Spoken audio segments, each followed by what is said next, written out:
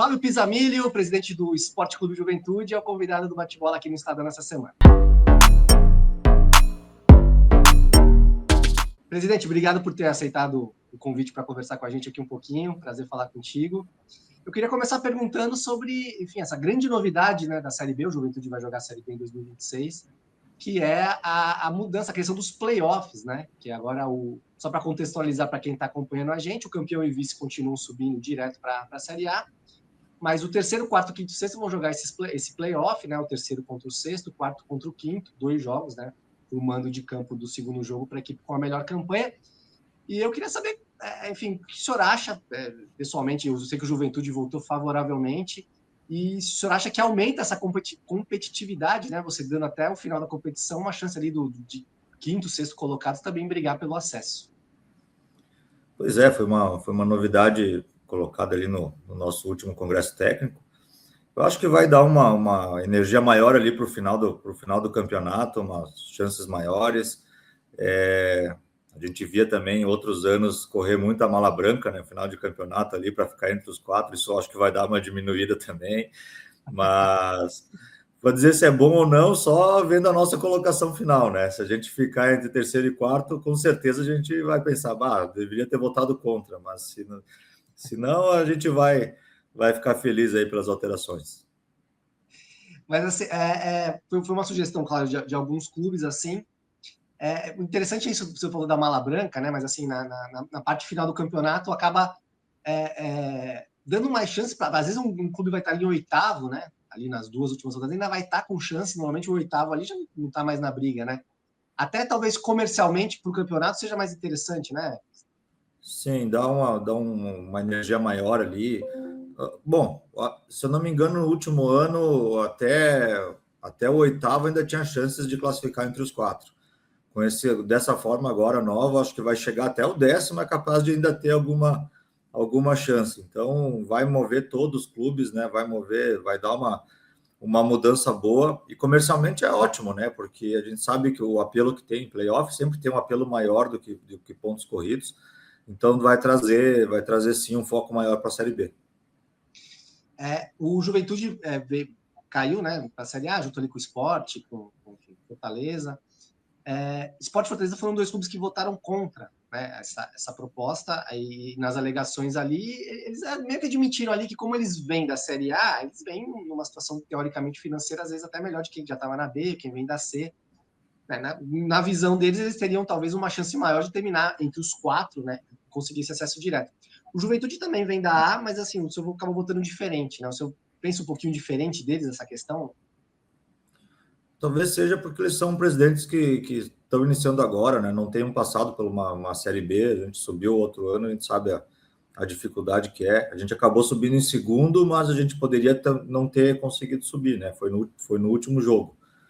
Então, essa chance maior aí dessas 2 colocações aí, acho que dá uma garantia um pouquinho maior. E depois fica pelas nossas forças, né? Ir para o playoff e daí fazer valer uma força de mobilização final aí.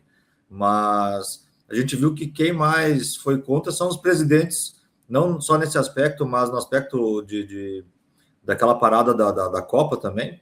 São os presidentes que estão iniciando agora, então talvez eles não tenham vivido a Série B para poder ver como é que o sofrimento que é uma Série B, né? Eu também ia perguntar essa questão da parada, né? A parada também foi uma novidade, né? A Copa do Mundo no calendário original da CBF, a Copa do Mundo, a Série B no calendário original da CBF ia parar durante a Copa do Mundo, e houve essa mudança, vai direto, né? Até também para aí no final do ano encaixar essas 2 datas extras aí do playoff.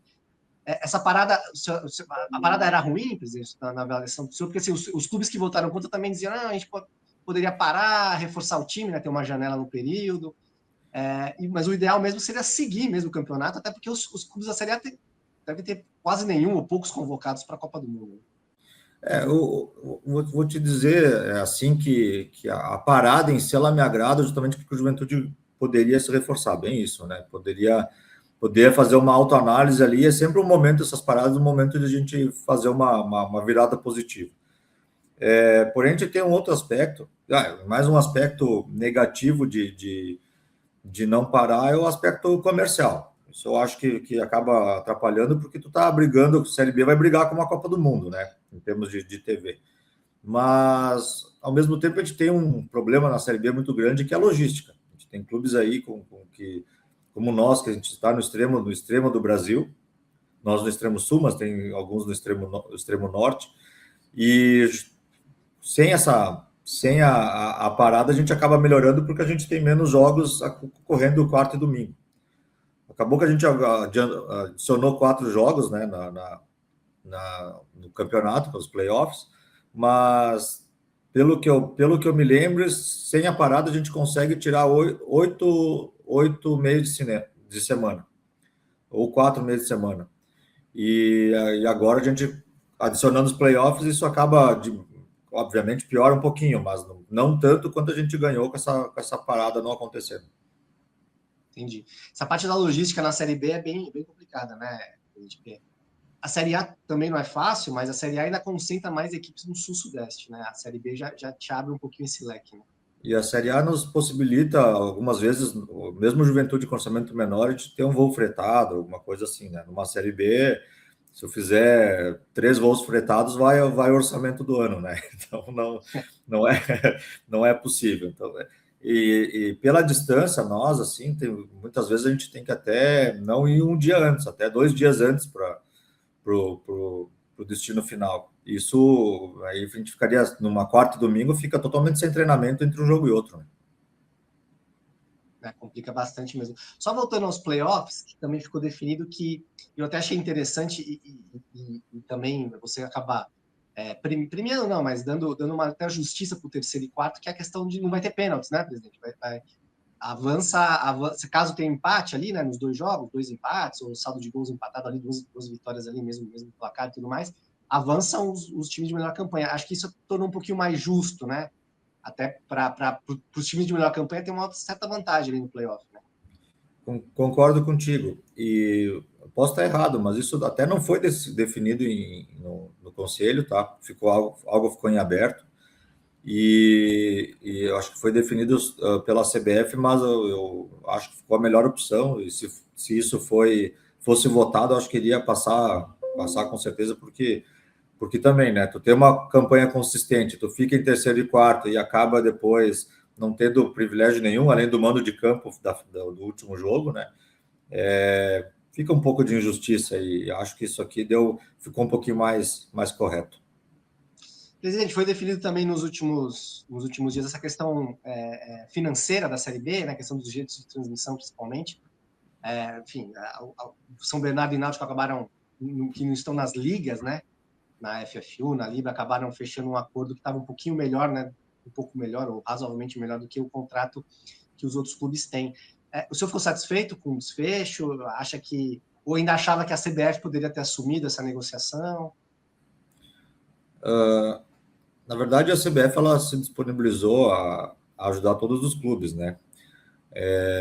Porém, por contrato, a gente não pode repassar direitos de TV. Quando a gente fez o nosso contrato inicial lá da Liga Forte, a gente abriu mão disso, né? A negociação sempre é por parte do nosso investidor. Então, isso a gente ficou impossibilitado de aceitar. A CBF, acho que fez o papel dela, fez muito bem, e os 2 times que fecharam com ela, acho que fizeram o que tinham que fazer. Claro. A gente não achou nenhum problema com isso. O que aconteceu é que logo depois a gente voltou ao nosso investidor e solicitou alguma contrapartida dele para a gente ficar um pouquinho mais próximo do que a CBF tinha oferecido. Aí a nossa reunião foi na quinta, na segunda-feira isso já foi resolvido. A gente agora acho que a maioria, não sei como é que ficou da Libra, mas a Libra não tem nenhum time na Série B, desculpa. Na Série B, né? Esse ano. Mas de nossa parte, agora ficou todo mundo equalizado, tudo muito parecido, então acho que agora ficou bom. E a questão da logística também, a CBF vai pagar, né? A questão de deslocamento, isso ajuda muito financeiramente, né? Sim, a nossa estimativa é que fica entre 3 milhões e meio a logística nossa, tá? A CBF ofereceu 32 passagens, a gente até vai conversar com eles, porque ano passado foram 34, começou em 32 e depois foi aumentado para 34. A gente costuma viajar aí de 35 a 38 pessoas, então a gente ainda vai ter um pequeno gasto aí, mas esse valor já ajuda bastante, né? Vamos pensar que a gente começou, a primeira estimativa aí é que a gente teria 10 milhões de direitos comerciais e ainda teria que fazer investimento na logística, né? Então sobraria 6 milhões e meio. E agora a gente vai estar próximo aí dos 15 milhões e mais ainda vai receber a logística. Então deu uma boa ajuda, né? Uma boa ajuda, né? Como que o senhor vê assim um clube como, enfim, não só o Juventude, mas outros clubes que descem para a Série A? Muita gente fala que tem essa vantagem, até como eu citei anteriormente, né? Vantagem financeira, porque teve um ganho maior ano passado, mas não é bem assim que funciona, né, presidente? Jogar a Série B ali é muito difícil, né? E às vezes essa vantagem financeira, se tem, também não se revela favorável ali, né, na hora do jogo. A maioria dos clubes que caem da Série A para a Série B, elas nem passou pela cabeça cair, né? Claro. Então faz um time para disputar a Série A de forma muito forte e quando cai para a Série B tem todas as rescisões e às vezes só as rescisões vai toda a verba da Série B vão em rescisões. Então, se eu tenho um time que eu tenho um salário aí de 10, 15 milhões de folha por mês, só um mês ali da Série A, que tu tem que fazer uma rescisão, se tu conseguir rescindir amigavelmente, já vai dar o valor da verba da Série B. Então, isso é muito relativo, né?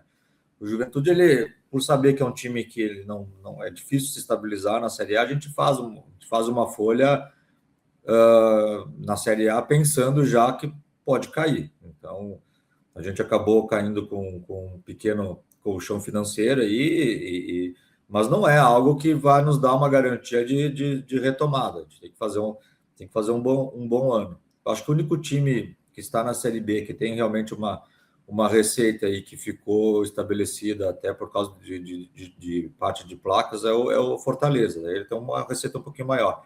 Mas os demais times vão sofrer com a Série B. Eu não vejo... Estou falando de outros times, mas de fora, assim, eu não vejo que o Sport, que é o exemplo que tu citou antes ali, tenha um bom colchão financeiro para poder dizer que vai ser fácil subir, porque não vai. Essa questão da placa do Fortaleza, o senhor acha que poderia ter sido modificado? Porque foi votado em Assembleia, acabou aprovado. Como que o senhor avaliou essa vantagenzinha, entre aspas, que o Fortaleza tem, que já tinha sido aprovado? É que foi uma negociação em grupo para poder contemplar todos os times. Então, quando foi feita essa negociação na época, o Juventude até tinha uma proposta superior de placas de TV, de placas de campo para a Série A, mas para trabalhar em grupo a gente abriu mão de um pequeno valor. E na época também para poder contemplar a Série B.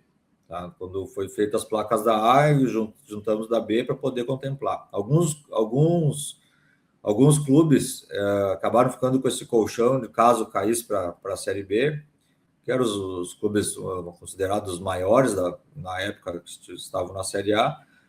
E, obviamente, para nós incomoda, mas eu não acho injusto também, porque a gente sabe o tamanho deles. Então, na época, assim, quando houve a votação, até eu fui um dos que mais solicitou que a média de valores de placa subisse um pouquinho, e acabou subindo, tá? Mas não bati de frente com essa parte desse apoio para a Série B, porque eu acho que, assim, isso iria acontecer de qualquer forma se não fosse um contrato em conjunto.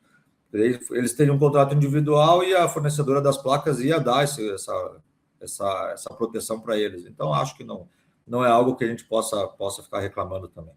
Entendi. O senhor falou um pouco sobre a dificuldade do Juventude de se estabilizar na Série A, e tem alguns clubes, enfim, Santos e Vasco, que já publicamente se manifestaram favoravelmente a diminuir o número de rebaixados e né, consequentemente, o número de acesso. E um dos argumentos, inclusive, do presidente do Santos é que mesmo os clubes que subirem para a Série A, talvez tenham uma chance maior de permanecer e conseguir se estabilizar. Eu perguntar para o senhor, por que o senhor acha que o Juventude, no caso específico, não consegue se estabilizar? E se o senhor seria favorável a essa diminuição, né? Porque se estiver na Série A, ajuda, mas se estiver na Série B, dificulta. Eu ia responder isso, né? Se eu estivesse na Série A, eu votaria a favor. Se eu estivesse na Série B, eu votaria contra. É algo que a gente eu acho que o formato atual tá bom, tá? A gente discute também, se fizesse playoffs entre os dois últimos da A, com os dois ou quinto, quarto, terceiro e quarto da B, para ver se sobe mesmo, se não sobe, fazer algo assim.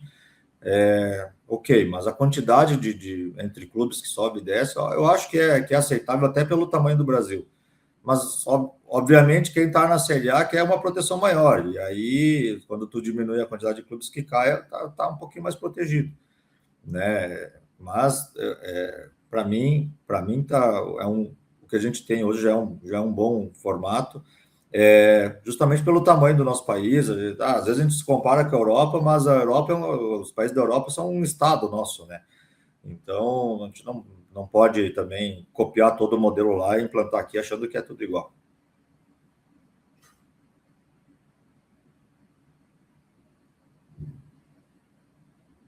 Oi. Tá me ouvindo? Oi. Estou te ouvindo. Parou um pouquinho aqui. Tá me ouvindo? Para fechar, presidente, para a gente finalizar aqui, eu queria falar um pouquinho sobre a sua história, né, como presidente de Juventude, que é uma história até assim diferente. Normalmente presidentes assim entram já direto como conselheiros, né, enfim. E você começou lá atrás trabalhando como TI, né, no TI ali de Juventude, e foi diretor de TI mais para frente, né, depois de virar conselheiro. Eu queria contar um pouquinho da sua história dentro do próprio Juventude ali, desde de mais jovem ali até virar presidente. É que meu pai foi dirigente, tá? Trabalhou na década de 80, final da década de 70 e 80, e ele acabou se afastando um pouquinho do clube. Na metade da década de 90, ele começou a assessorar de novo a diretoria, e não tinha ninguém que entendesse da parte de TI. Eu acabei entrando como voluntário e depois acabei trabalhando mesmo no clube. Quando ele saiu, eu acabei como funcionário. Em 96, se eu não me engano, entrei como funcionário do clube e passei alguns anos como funcionário. Nesse período de funcionário, daí eu já era sócio desde criança, né? Me tornei conselheiro. Com 18 anos já entrei no conselho e fiquei alguns anos trabalhando no clube. Após me afastei um pouco, eu também uma empresa de comércio exterior, né? Então fiquei afastado só como conselheiro e torcedor. Chegou um momento que meu pai de novo voltou à diretoria e mais uma vez estavam com problemas na parte de acessos e a parte de catracas, né? E ele me pediu para dar uma olhada. E quando eu olhei, acabei querendo ajudar ele. Quando vi, já estava como diretor de novo, e depois me tornei diretor de marketing e logo depois vice-presidente de marketing. Quando vi, já virei presidente, né? Acho que faz uns 7 anos que voltei para o clube e estou aí há quase 4 na presidência. Tá certo, conversamos com o presidente do Juventude, Fábio Pisamilho. Obrigado, presidente. Vamos esperar esse início da Série B. A Série B começa no final de março. E que seja uma ótima Série B para todo mundo. Muito obrigado. Quando precisar, a gente está sempre à disposição. Só até semana que vem.